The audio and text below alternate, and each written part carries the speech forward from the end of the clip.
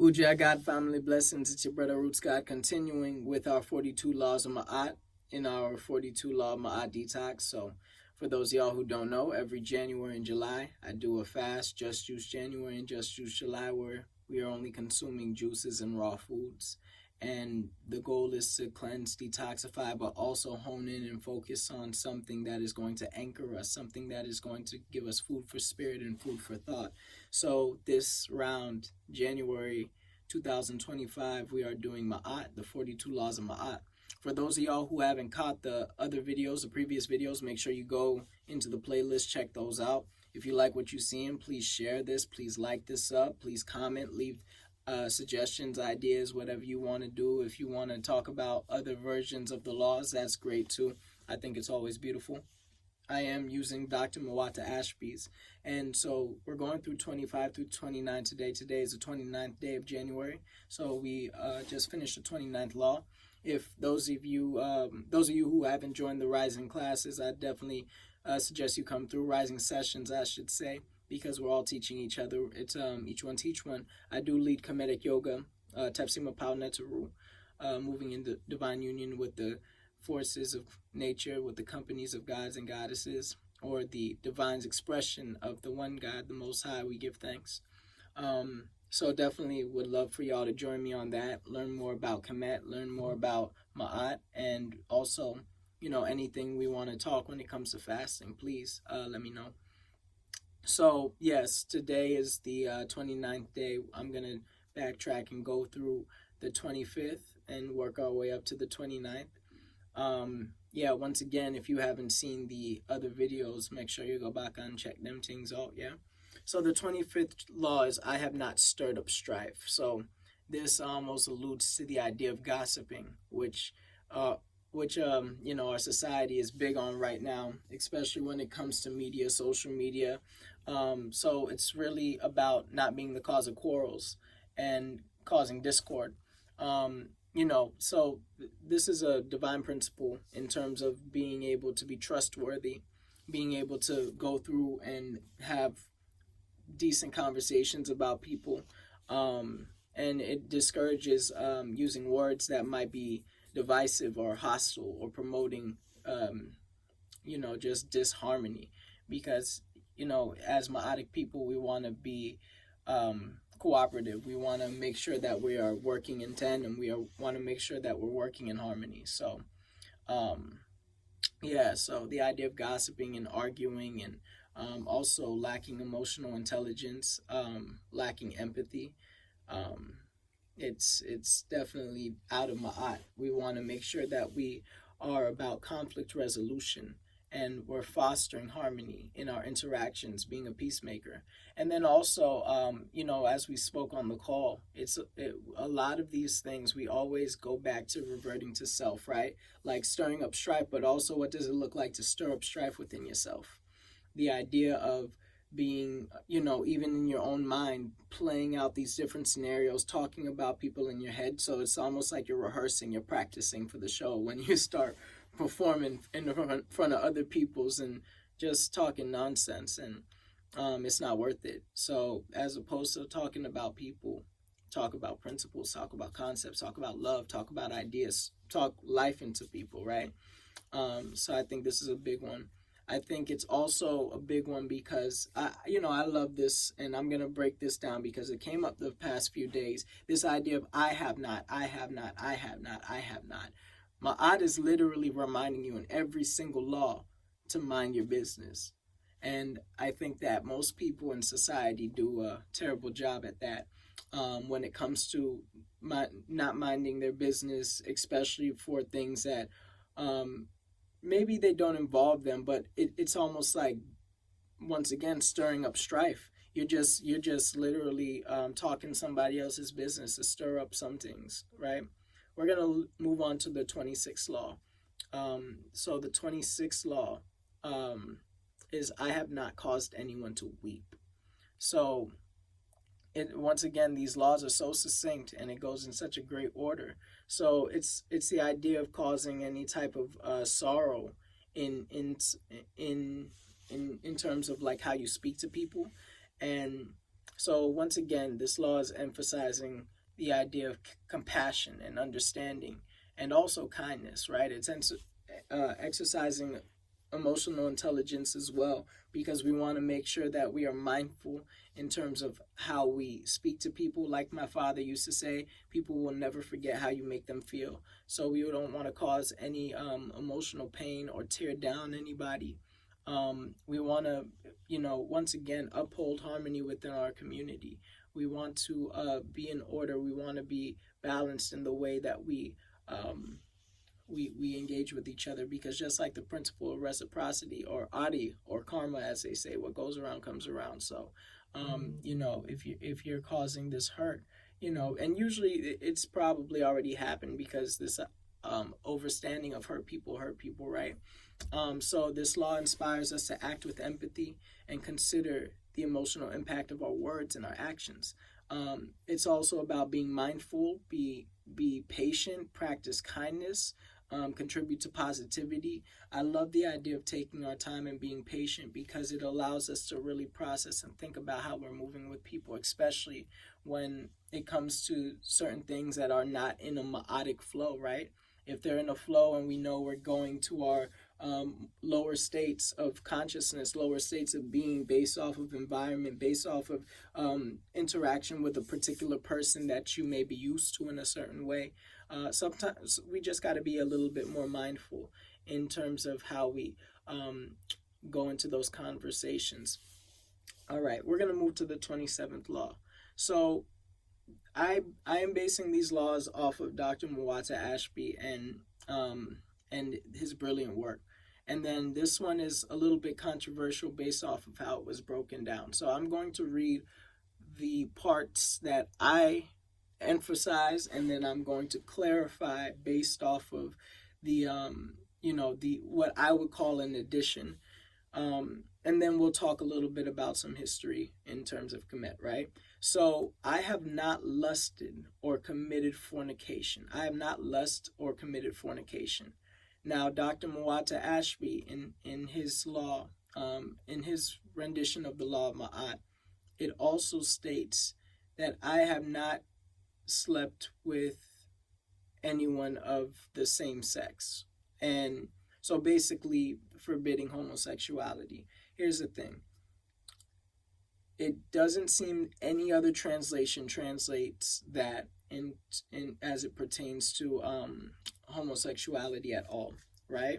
And this is not me arguing for or against homosexuality. This is an idea that I want to make clear, because if it hasn't been stated in Kemet, then we got to operate out of truth, right? Just like the first principle of Ma'at is truth.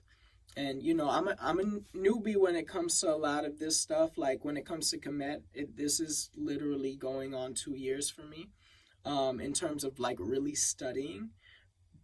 And then I do want to be clear, like, if anyone has any other information, please let me know. The only time that I can recall homosexuality being mentioned at all is in the Asarian myth, when Set and Heru are going back and forth. There is one of their scenes where basically it seems, and correct me if I'm wrong, but based off of my recollection, Set gets Heru drunk, and then pretty much the idea implies that he raped him, for not giving a trigger warning before that. But it seems like he took advantage of him sexually. So this is the only time that it seems there's any text, according to what I know, that homosexuality is mentioned. So I think we should definitely have deep conversations about this, and we've had deep conversations on the call, just in terms of, and I'll share with you all just certain ideas of what is in Ma'at in terms of order or nature, right? When we talk about Netta, what is nature? What is the natural cycles of life that the Most High, the Nebuchadnezzar, has intended for us? Now, I don't think that my personal opinion matters on this. It really doesn't, because once again, it's I have not. If I was gay or homosexual, however, then, maybe I would speak more candidly through, into this idea. For me, I just want to be honest and say, hey, let's talk about this on a deeper level. And if there is translation that literally alludes to this idea, cool. But it doesn't seem to be that way. It seems like to me this may be an addition, right? And once again, I can be corrected. So the idea of lust and fornication, I'm gonna focus on that because I talked a lot about something I personally felt like it was in my spirit to omit. So I have not acted on lust or participated in unlawful and harmful sexual acts. Is really like the bigger idea, right? And so it's like having respect and integrity in our relationships and honoring our commitments, making sure that we're fostering genuine connections and not exploiting whoever we're engaging with. So yeah, it's also about sexual control. We could see in our society that the hypersexuality is just destroying people. It's becoming like a drug. So maintaining purity is an important aspect of really communing with the divine. And so there's a lot of consequences that we're seeing. I mean, STDs right now are crazy. And that's for many different reasons, but a lot of it is due to, just not being integral in terms of how we engage with people, especially when it comes to sex. So we want to approach relationships with mindfulness and respect and value emotions, value the physical, but also value the spirit. We don't want to be acting on impulsive behaviors because it not only can harm our, we're not only harming ourselves, but we're harming the people that we're engaging with, because now we're lacking a certain level of just divine connection as opposed to, just operating from a sexual place. We're going to move to the 28th law, which is I have not avenged myself. So it's this idea of, getting revenge. And just like I was talking about the law of reciprocity, or the principle of reciprocity in Ma'at, what goes around comes around. We call that in Kemet, we call it Adi, right? Most of the world knows this as karma. But, in Kemet, we refer to it as Adi. So, yeah, we don't want to feel like, we need to go and do pain back to somebody who brought us pain, like personal revenge, pretty much. And it's destructive. We just have these constant back and forths, and this could last for generations. And we see it a lot, being perpetuated by world powers in terms of governments. And there's so many atrocities that come with that, and when we look deeper at the implication of not being able to let go and just let God handle these people, it shows that we are operating in a very imbalanced, and as we say in Kemet, Isfetian way, right? So yeah, we want to maintain harmony and really let go of the desire to feel like you need to inflict pain onto people. Is something that is big in this section in general. So we can be about conflict resolution. We can be about peace. We can be about forgiveness. Forgiveness, I think, is a powerful principle that a lot of people don't talk about. I want to talk as well. I did remember something about the 27th law that we talked about. This idea, two ideas I want to bring up.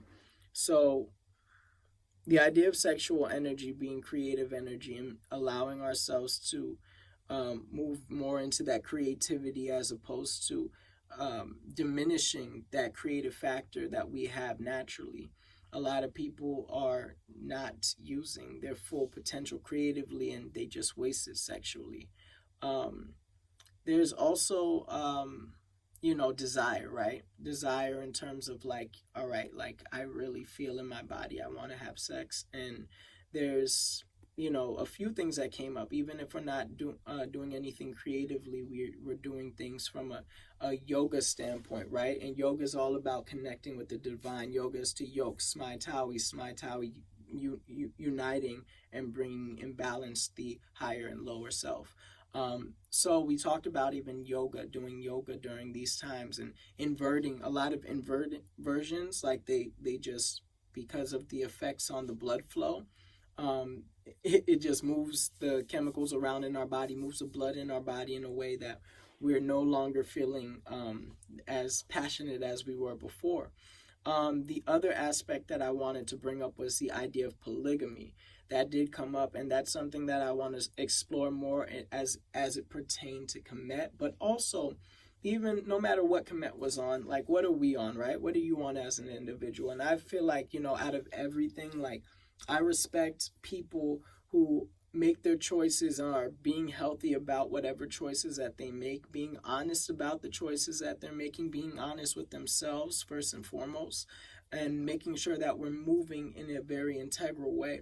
So the idea of polygamy did come up. It was very interesting. But anyway, we're going to go back to, that was 27. We're on 28, like, not avenging ourselves, right? So I think I wrapped that up pretty well. So we're going to move on to 29, okay? So this was today's discussion, and so the law itself, it states, I have not worked in grief. I have not worked grief. I have not worked grief. I have not abused anyone. So the idea is that, like, we're operating from a state of grief. And in operating from a state of grief, now we're hurt. So now we feel like we got to hurt people. Once again, it's that adage of that idea of hurt people. So, yeah, moving with cruelty and even causing grief based off of a grief that we may be carrying. And when you put abuse and grief together, to me, and that kind of simplifies in today's age, to me, as trauma, right? So yeah, we don't want to hurt people. We don't want to abuse people. We want to be ethical in our conduct, and that goes beyond just our words and actions. That includes a feeling and a vibration that we're moving around with, and how we may even process our thoughts on a person. But abuse is deep. It's deep in our culture, unfortunately, and we just need to emphasize more harmony, more love, more healing, more community building. Abuse is just out of Ma'at completely. And also, we have to make sure that we are not abusing abusers, right? Because they need rehabilitation. We all need some sort of remedy. We all need some sort of medicine, because we're all growing through something. And I really do believe that. So if we emphasize love and the grief that somebody may be feeling may lend to a certain level of aggression, or feeling like they have to defend themselves, them being almost in this fight or flight state, and love is the cure. Love is the cure is really what I'm saying. So we could refrain from certain behavior, certain conversations, certain thoughts, ideas, even when it comes down to it, certain environments and music, because we hear all of that pain through the music. We're soaking in that resonance. Somebody asked an interesting question today in terms of this law, and it's like, okay, how do you all feel about just distancing yourself from people? I think, honestly, it's okay, depending on the circumstance and situation. It's okay if you need to protect your peace, because I love that song, He Ain't Heavy, He's My Brother. That idea that you're able to carry somebody. Sometimes we're not able to carry everyone. Sometimes they are not our assignment, and we have to be aware of that and be able to, protect ourselves. And maybe your absence will be healing in a way, because it's like, if I keep losing people like this, then I'm going to be more miserable. So maybe I need to do some deeper inner work. Sometimes you need to release yourself from certain situations so people can do that work. But also, love, kindness is powerful. When we're able to be kind to people, and even as they're doing what they're doing, and also setting boundaries, being clear about the boundaries that we set, and making sure that we uphold those. And if one violates boundaries, then, well, we have to have a certain protocol with how we go about that. So yes, y'all, those are the laws 25 through 29 of Ma'at. Giving thanks. This fast has been so amazing for me. It's like, wow. As much as I'm smelling so many foods around me, I'm smelling it and almost imagining myself eating it, and then feeling like, nah, that ain't for me. I wouldn't even feel like, I wouldn't feel good afterwards. So I want everybody to practice active visualization, and think about how certain things may affect you afterwards, because what it will do is it will make you more specific with the decisions that you're making, and then it will also bring you into a place of deeper discipline. So definitely breathe in, and breathe in your interactions, breathe in your ideas, breathe in your frequency, breathe in and visualize, all right, what is the result of my actions. It's a very powerful thing that I've been really practicing, and I'm still like finding the words to fully embody these ideas and these concepts, but it is almost like, a first eye wide type of thing. So I'm giving thanks for you all. I'm giving thanks for Ma'at. I'm giving thanks for another day of life, for abundance, for so much beauty around me.